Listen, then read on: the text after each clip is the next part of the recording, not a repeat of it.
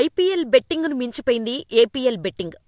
Andhra political league winner ఎవరు అంటూ June 4 దాకా ఆగలేము అంటున్నారు బెట్టింగ్ రాయుళ్లు.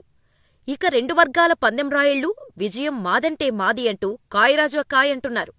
చిత్తూరు జిల్లాలో అందరి చూపు కుప్పం నియోజకవర్గంపైనే. ఎందుకంటే కుప్పంలో 2014లో 85.47 పోలింగు నమోదు కాగా 2019లో 85% మించలేదు. కాని ఈసారి 89.88% నమోదవటం, కుప్పం టీడీపీ అధినేత చంద్రబాబు కంచుకోట అవటం, ప్రజలు గెలుపు ఎవరిదో కాయరాజా కాయ్ అంటున్నారు. కుప్పంలో టీడీపీ అధినేత చంద్రబాబు పోటీలో ఉండటం, అధికార వైసీపీ కుప్పాన్ని టార్గెట్ చేసుకుంది. 1989 నుంచి వరుస విజయాలు అందుకుంటున్న చంద్రబాబు ఇప్పటిదాకా 7 సార్లు అసెంబ్లీకి వెళ్లారు. టీడీపీ జెండాను ఎగురవేశారు. 8వ సారి అదృష్టాన్ని పరీక్షించుకుంటున్నారు చంద్రబాబు. దీంతో చంద్రబాబు గెలుపు కోసం పార్టీ క్యాడర్ అలుపెరగకుండా పనిచేసింది. కుప్పంలో గెలవడమే కాదు, 1,00,000 ఓట్ల మెజారిటీ టీడీపీ టార్గెట్ అంటూ ఈ ఎన్నికల్లో పనిచేసింది. వైసీపీ కూడా చంద్రబాబు ఓటమే లక్ష్యంగా చేసుకొని వైనాట్ కుప్పం అంటూ ముందుకు దూసుకుపోయింది. 2019 జగన్ సీఎం పదవి చేపట్టినప్పటి నుంచి కుప్పం నియోజకవర్గంలో అనేక సంక్షేమ పథకాలు అమలుపరిచారు జగన్. అక్కడ స్థానిక సంస్థలను కూడా గెలుచుకున్నాడు. కుప్పం మున్సిపాలిటీ ఎన్నికల్లో 25 వార్డులు ఉంటే వైసీపీ 19 గెలుచుకుంది. టీడీపీ కేవలం 6 స్థానాలు మాత్రమే కైవసం చేసుకుంది. అలాగే కుప్పం నియోజకవర్గంలో మొత్తం 89 పంచాయతీలు ఉన్నాయి. ఇందులో వైసీపీ మద్దతుదారులు 76 స్థానాలను గెలుచుకున్నారు. ఇప్పటివరకు జరిగిన అన్ని ఎన్నికల లెక్కలు పరిశీలిస్తే వైసీపీ పార్టీకి 79,633 మంది ఓటర్లు అండగా నిలిచారు. చంద్రబాబుకు 21,000 మంది మాత్రమే ఓటు వేశారు. ఇవన్నీ స్థానిక సంస్థల లెక్కలు. అలాగే సంక్షేమ పథకాలను కూడా గ్రౌండ్ స్థాయిలో వైసీపీ ప్రభుత్వం అమలు చేసింది. చంద్రబాబును గెలిపించుకోవడం కోసం జగన్ దూకుడు చూసి భయపడిన టీడీపీ క్యాడర్ సర్వశక్తులూ ఉపయోగించారు. ఓటర్లను తనవైపు తిప్పుకునేందుకు, ప్రలోభాలకు గురిచేసేందుకు ప్రయత్నించారు.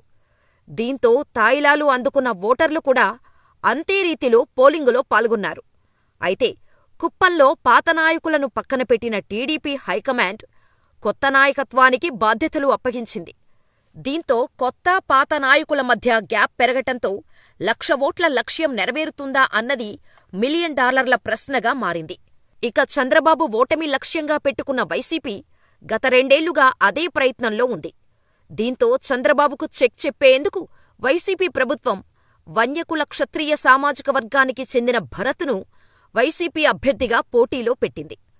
భరత్ను గెలిపిస్తే క్యాబినెట్లో తీసుకుంటానని కూడా సీఎం ప్రకటించటం వైసీపీకి అనుకూల అంశంగా మారింది.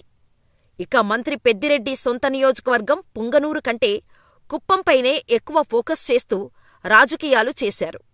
కుప్పం రాజకీయం ఈ ఎన్నికల్లో నువ్వా నేనా అన్నట్టుగా పరిస్థితిని తీసుకొచ్చింది.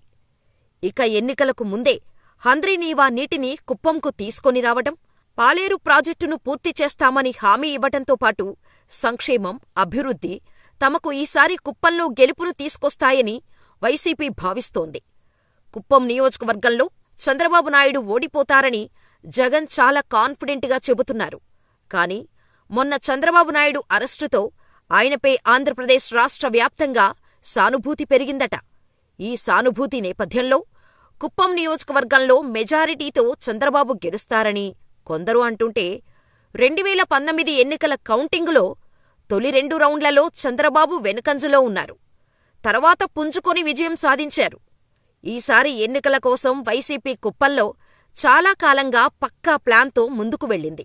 కాబట్టి ఈసారి చంద్రబాబు ఓడిపోవడం పక్కా అని అంటున్నారు రాజకీయ విశ్లేషకులు.